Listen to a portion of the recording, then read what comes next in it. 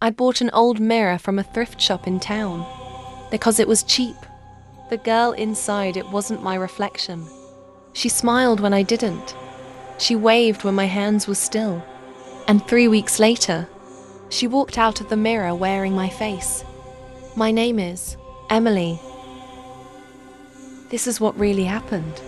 After my mother died last year, I needed somewhere cheaper.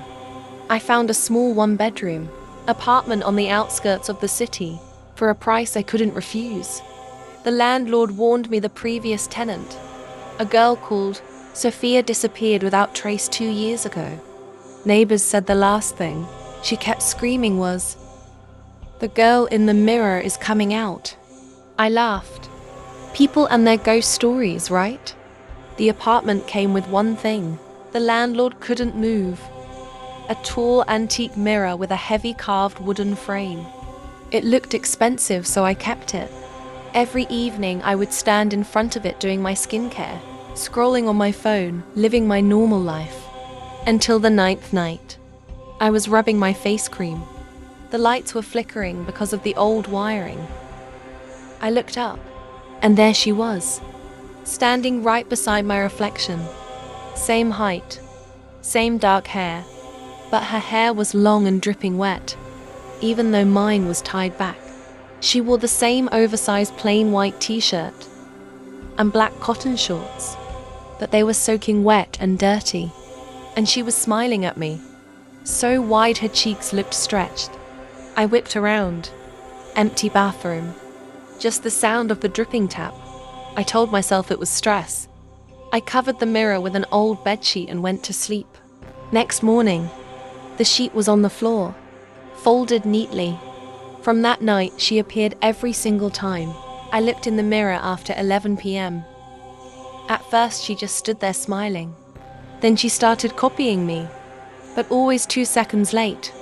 I would brush my teeth. She would start brushing 2 seconds after. I would raise my phone to take a selfie. She would raise hers after. One night I was on a call with my best friend. I put the phone on speaker and placed it on the sink. The girl in the mirror suddenly put her finger to her lips. She. My friend on the phone asked Emily, "Why did you just say she?" I hadn't said anything. I tried everything. I turned the mirror to face the wall. At 3:07 a.m., I woke up to loud banging, like someone knocking from inside the wood. When I switched on my torch, the mirror had turned itself back around. She was now pressed against the glass. Palms flat, nose touching, black eyes with no whites. She started writing on her side of the mirror with her finger. Letters appeared like steam on cold glass. HELPMESHEWNTSYOURL1FE. I didn't even think twice.